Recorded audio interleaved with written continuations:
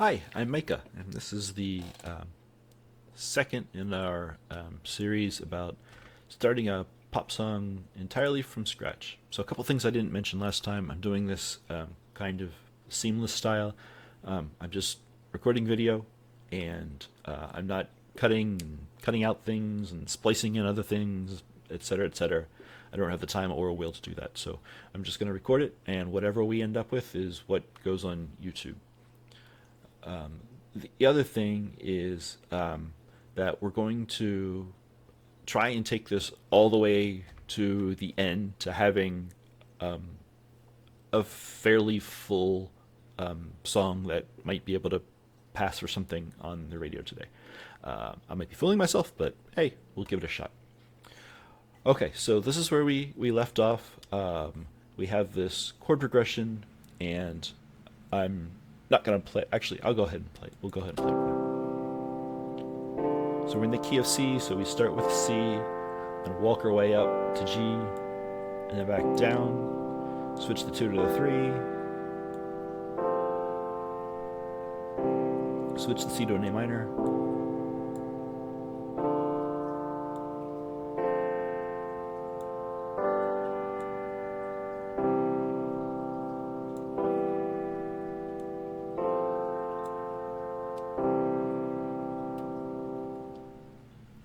Okay, so one thing I want to talk about before we move on is inversions. So if we take our C chord, I'm just going to copy our C chord, and we're going to start here. C. Okay, so C is C, E, and a G. So we don't have to have the notes in this order. So we can start on the E. Oop, my bad. And put the C up here. Okay, so if we have our C chord, except the notes are in a different order, that's called an inversion. And there's a first inversion and a second inversion, depending on whether you start with the E or the G or the C. So how does that sound differently? So I have our straight C over here, and then we'll go to the inverted C.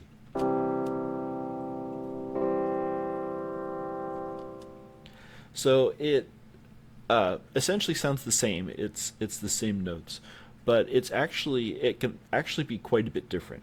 So you can use it in a variety of different ways. And the reason that it's different is because the intervals between the notes have changed. So here we've got 4 steps, so that's a major third. And here we've got 3 steps, so this is a major third and then a minor third. But if you invert it, then you've got the minor third and then the major third. And this causes some very slight things with the sound. But one way that we can use this, I'm going to go ahead and get rid of this because it's an extra chord. I'm just going to play this last series one more time.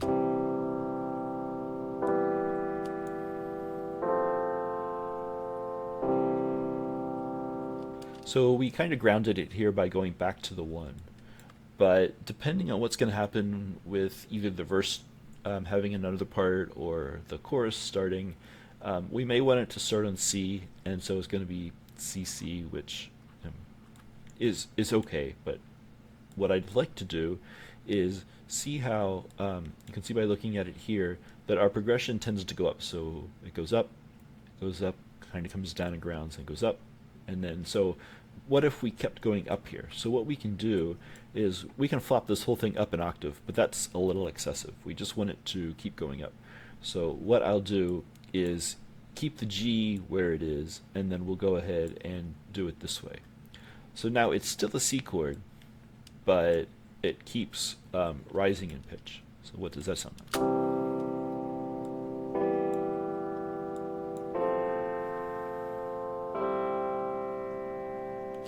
You see how different that is between having the inverted and having it the way we had it before. So I think that adds a little bit of interest and kind of leaves you hanging for whatever is going to come next. So we're going to leave that the way it is.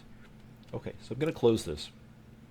So the next thing that we can do is there's one of 2 things we can do. We can start to think about percussion a little bit, and we'll do that sooner than later because I'm thinking this song will probably be a little more upbeat. If it's a ballad, you can wait till the very end to do percussion. But since this is probably going to be a little upbeat, we want to have a feeling for the percussion earlier. And you can turn the metronome on and use the metronome as your percussion, but that's kind of silly when you can just make a kick pattern that's going to sound more like what you're going to end up with in the actual song. And so we'll do that. But first, I think you can also add percussion in the bass. So essentially, any pop rock song that has a bass guitar, that the bass guitar is essentially adding percussion.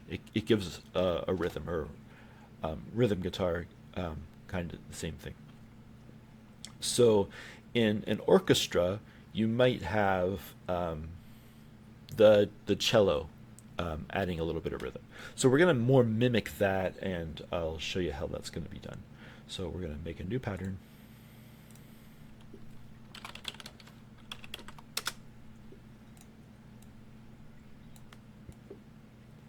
And we're going to see what this Sytrus patch that I picked here sounds like.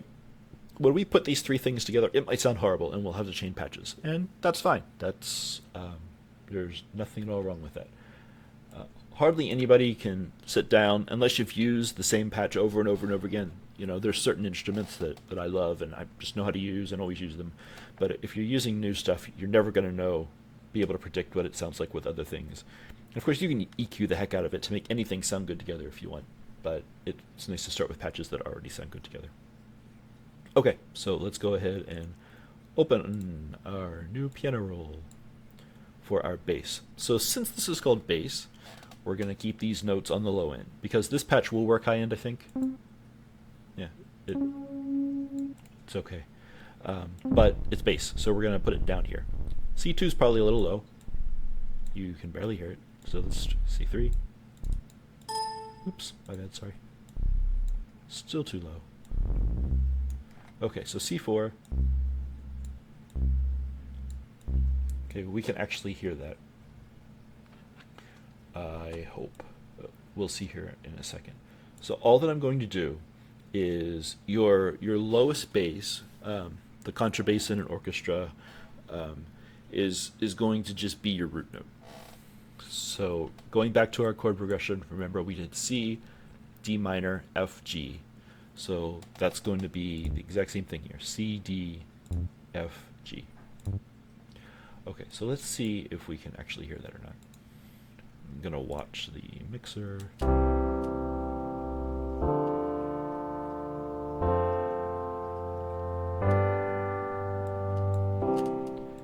It's pegging that thing out, but it's kind of hard to hear. So maybe if we just lower our main a little bit.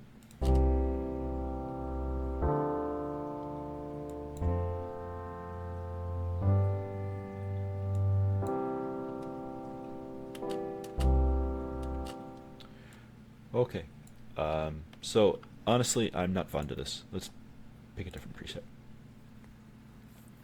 Let's see what Synth 2 sounds like. Same thing's gonna happen there. Let's go with what happens if you pick wood. That's kind of cool. Okay, let's try that one. So what does that sound like?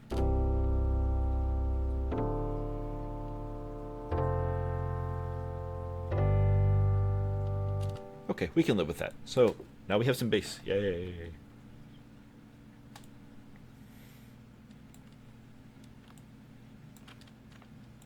So remember last time I just copied this.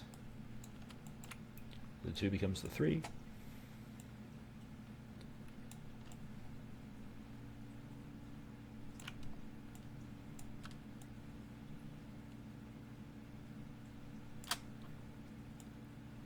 Copy this. So now remember, this is the one that we changed from C to A minor.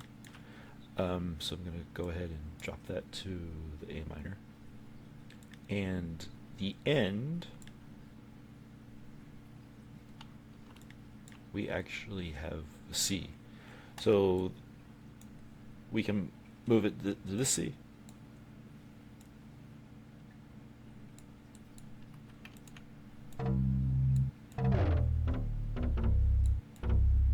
So we can go up or down. Everything else goes up. So let's go ahead. We'll go ahead and go. Actually, we're gonna go down. One thing about some of these patches is you have to be careful where they are on the scale. Let me show you. So depending on how the FM is made, they might sound quite a bit different in the high register and the low register. So that's really nice in the high register.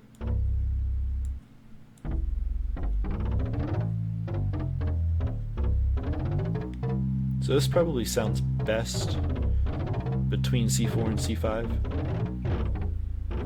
So we'll keep it there. Also, with most of these patches, whoever the creator was did something with the mod X and mod Y, so you can change these to get different sounds. So if I play a note,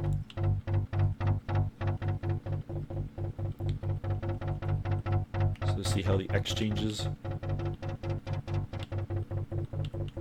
and Y changes. Kind of like it pretty much the way it was. So we'll just leave that there. So again, going back to a string section, if you think about the contrabass, the double bass, and the cello, usually they're playing the same note. They're both playing the root note, although the cello can play counter melody or something like that. But for this case, they're going to play the same note, except the contrabass ends up being an octave lower. Just that's just the way it's designed. So we're gonna, to mimic the cello, we're gonna go ahead and copy this an octave higher. So what does that sound like?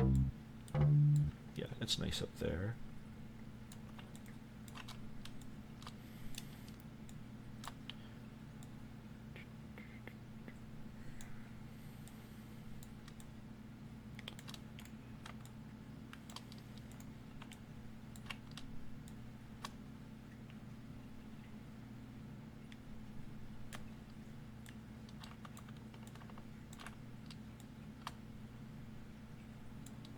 Okay, so we copy those an octave higher. So that's slightly boring. So what I like to do is have the cello, or in this case our higher wood sounding thing, is give it a little bit of rhythm. So we can change the whole note to quarter notes or half notes, just to add a little bit of rhythm to the feel. I'm actually going to get a little more complicated than that. We're going to do 2 quarter notes and a half note. So that'll give kind of a feel. And we'll just see how that works. So quarter, quarter, half. And we're going to try that. And so those of you who are masters at FL, there are lots of different ways that we can slice apart these notes. Sometimes by the time you fumble around trying to figure out how the heck to do it, you can just draw them yourself. But I'll go ahead and show you one of these. So the first thing you can do is chop. So this is the chopper, and the last time I used it, I chopped things into quarter notes. You can chop things into a lot of notes, or not very many notes. So we'll use it to chop into quarter notes. So we'll accept that, and then what we can do is select these and then glue them back together, which is Control G for glue. Okay, so I think that's probably the easiest way to do that. So I'll go ahead and select everything else. So remember, if you have something selected and want to add something to it, you have to hit and hold Shift and Control, and then you can add something to your selection. So you've got everything selected. And then we're going to chop these. And if you use FL, you know everything has got a shortcut. I tend to like to use menus because there's too many million shortcuts to learn, except for the ones that I use quite often. Like glue is a good example. So then we'll select these ends.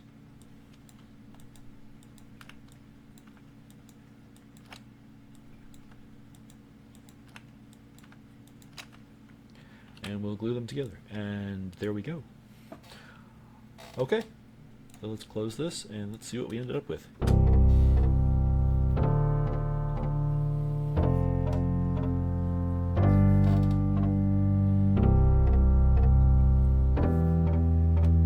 Excuse my virus skin.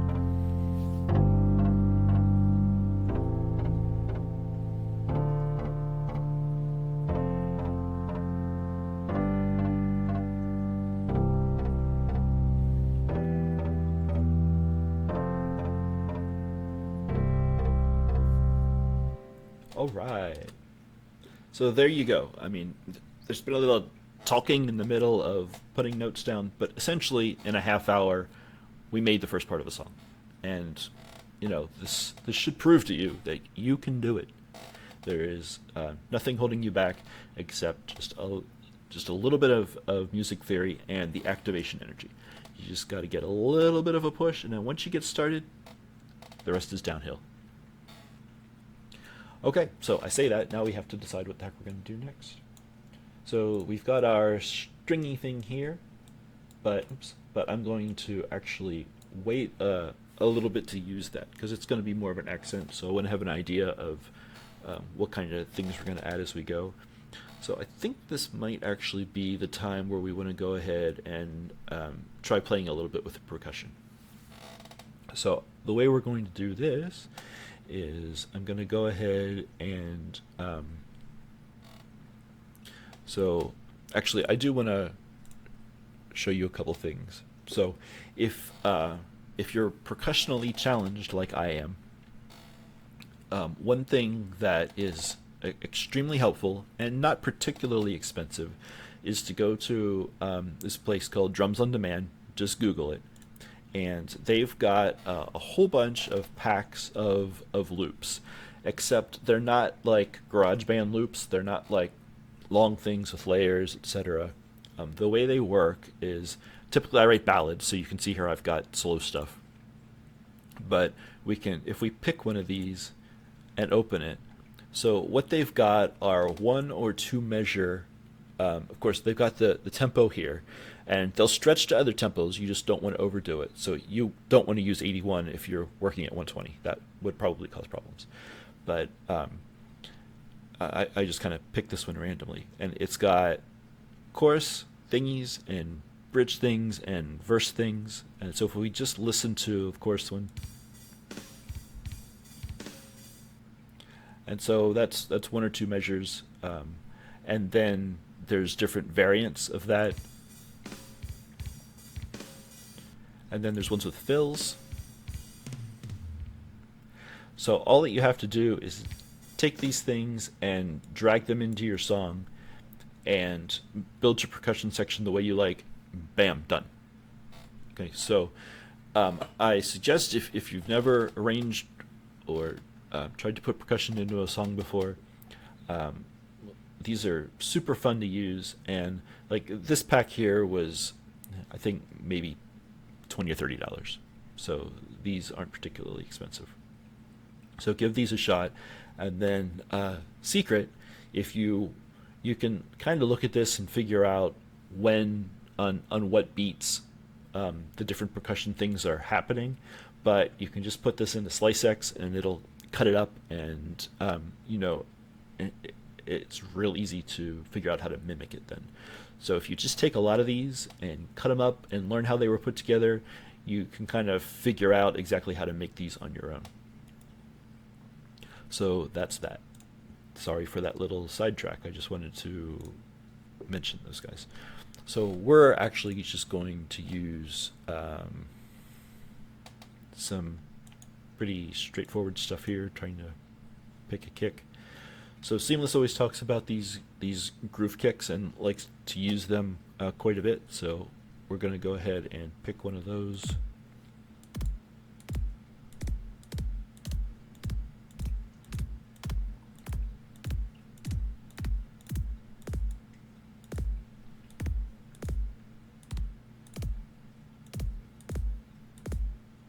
I'm not gonna lie, they pretty much all sound alike to me. But let's try 26. And that is not going to work.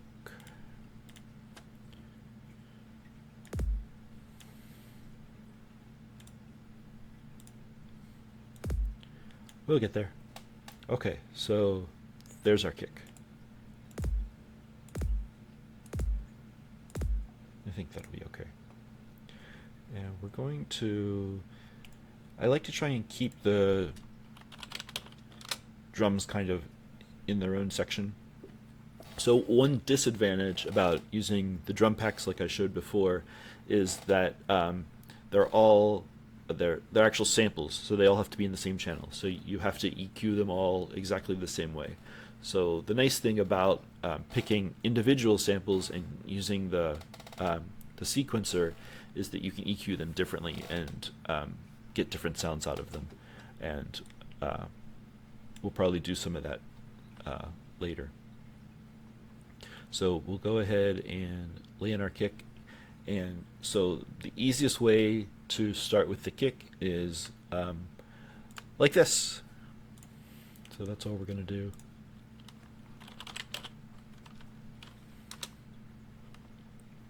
So typically what I do with these is, you know, name them how you like, but I'll just name this kick 1, kick 1, and then we can just paint a whole bunch of kick 1s. Of course, they're all off by 1. That always happens because I'm not very good at aiming. And then if we have a different variant, like if we wanted to make one on the first and second beats, then we could call that kick 2, etc. So let's see how this is.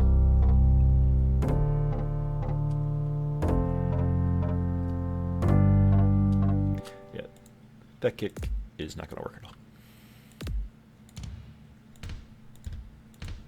That's better. That's more what we're looking for. Let's try that one.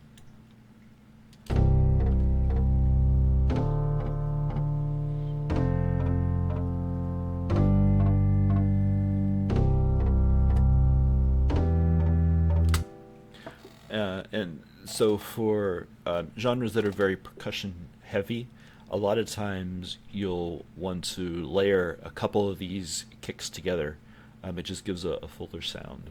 But for now, we're just going to let it like this.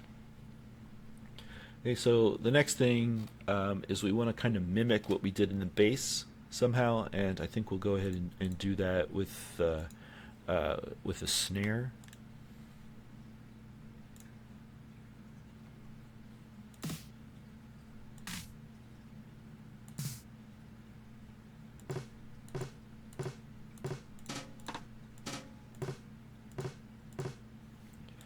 Don't know what that is, but we're going to use it.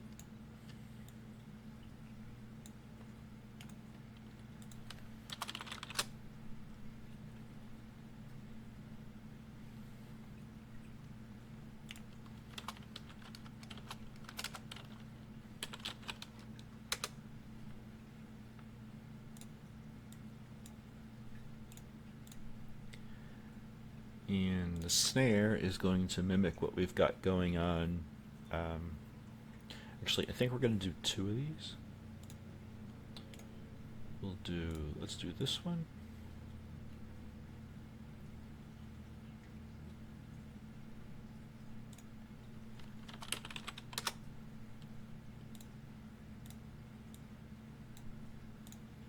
And we're going to do this one. So now we just have to decide how to use them. This is going to be more of a Philly kind of thing, I believe. Okay, so we'll try this.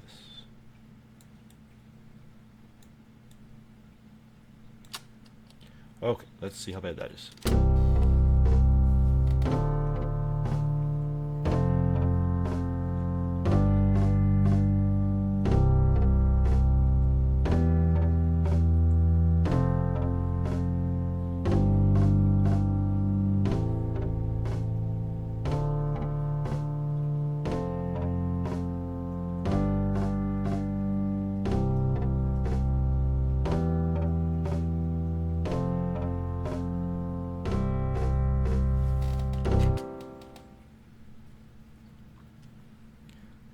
Okay, so it's very simple for now, but we're going to stick with that. So now we've got our built-in metronome. So anything that we want to do, we've got a nice rhythm, so we kind of know how the song's going to flow. We can adjust as we need to.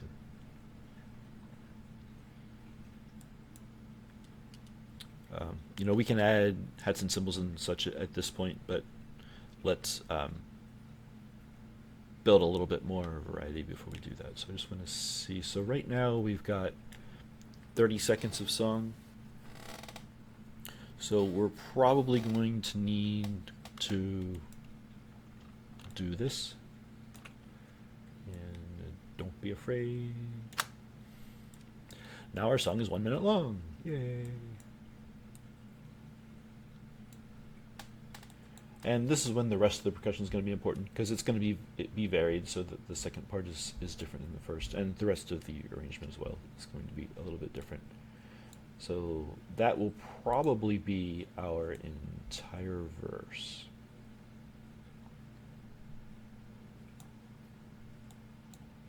And I'm not going to play that because that would waste a minute.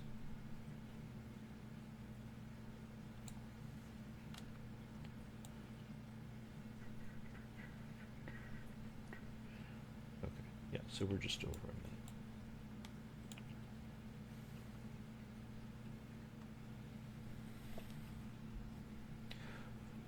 Okay, so the next thing we can think about is what we want to do is take what we've done on the piano and make it a little more complex.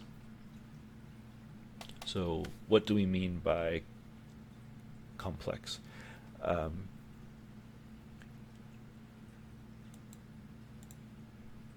Go ahead and open this.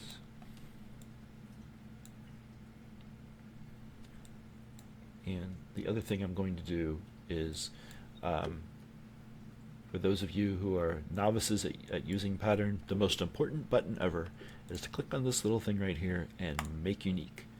Okay, so that way anything we change in V1 does not get changed in V2. So if you want them to change the same, then don't make them unique, obviously. But we want them to change a little bit differently. So one thing you'll notice in most songs is you have the intro, and then the first verse is fairly simple, and it gradually builds up to the first chorus. And in general, songs kind of build from the beginning to the end. And a lot of times they fall back in the bridge and then are at their highest or most complex point for the last chorus. Or maybe the second chorus, and then the song just kind of fades from there. But so what I'm trying to say is, if we open this back up here, one thing we can do here is, just to simplify it a little bit, is remove so that it's simpler than the second half, is to remove the third or the fifth, or both. But we don't want to make it too simple. So I think what I'm going to do is remove the third, and we're just going to try this. That's not a third, it's a first. We're going to try this and see what it sounds like. And then instead of removing the fifth, we're going to use it as an accent.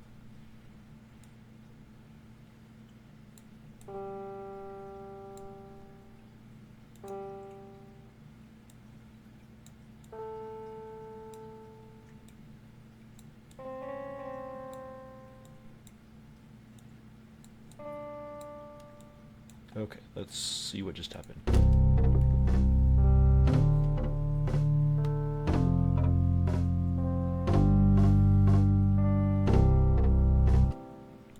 Okay, that's pretty good.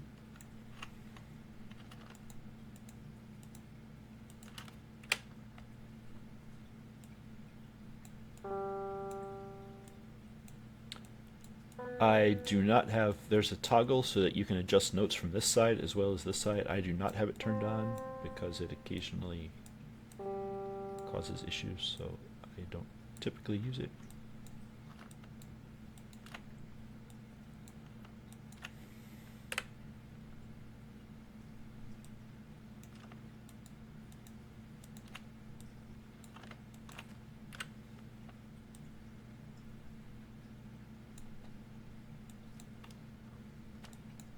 can do this a little faster.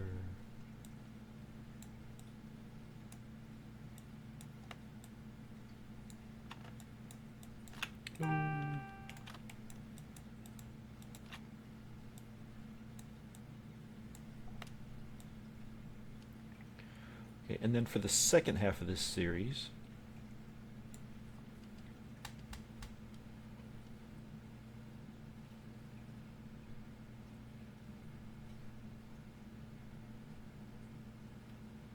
let's see what happens if we... I know I got rid of it, but what happens if we do this? That's right.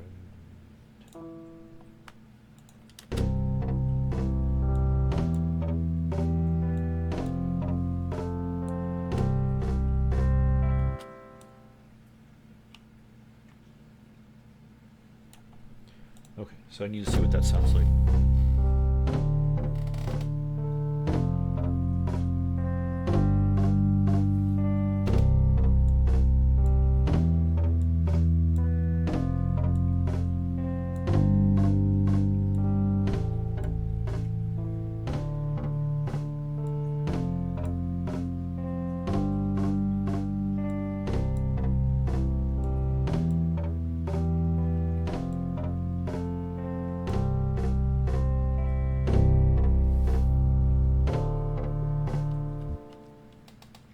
Okay, that's awesome. And then to kind of mimic this same thing rhythmically over here, we need to alter this a little bit, and I'm going to do it just by repeating the root. Actually, I'm not going to do it by repeating the root. I'm going to, let's try this.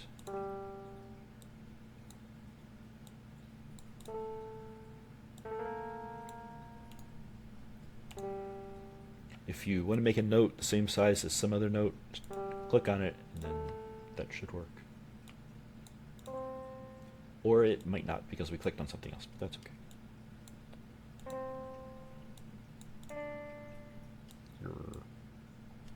Okay, so how does that sound?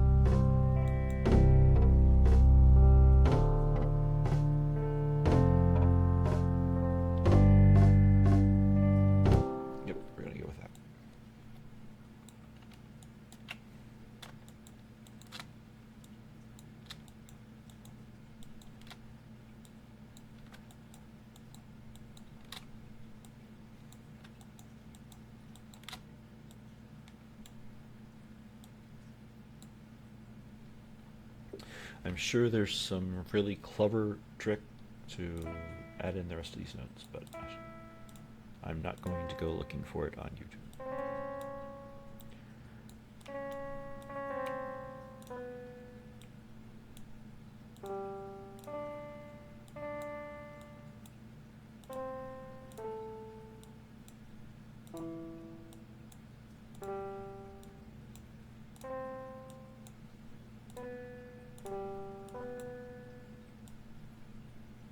So I'm sure you're thinking, Micah, why did you go do that? Why did you add that accent on the fourth one when you already had accents on the first and second ones?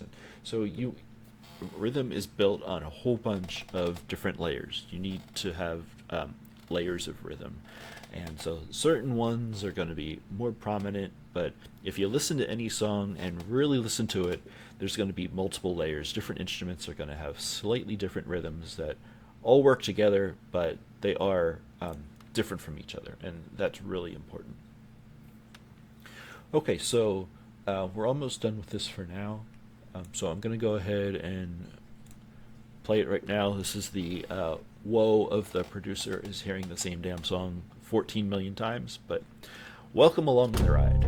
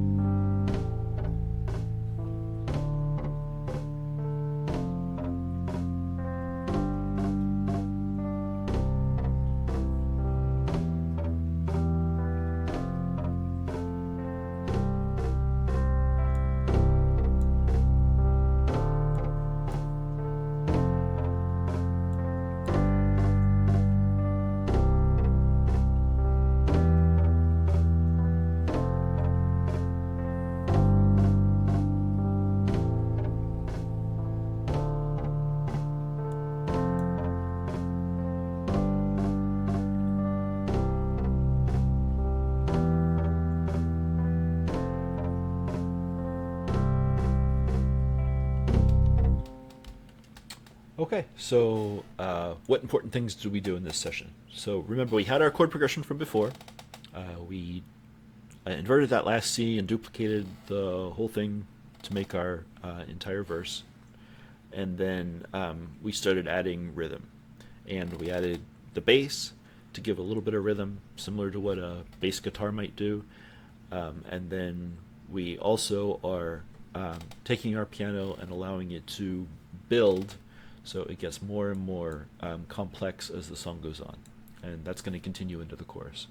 So when we do this next time,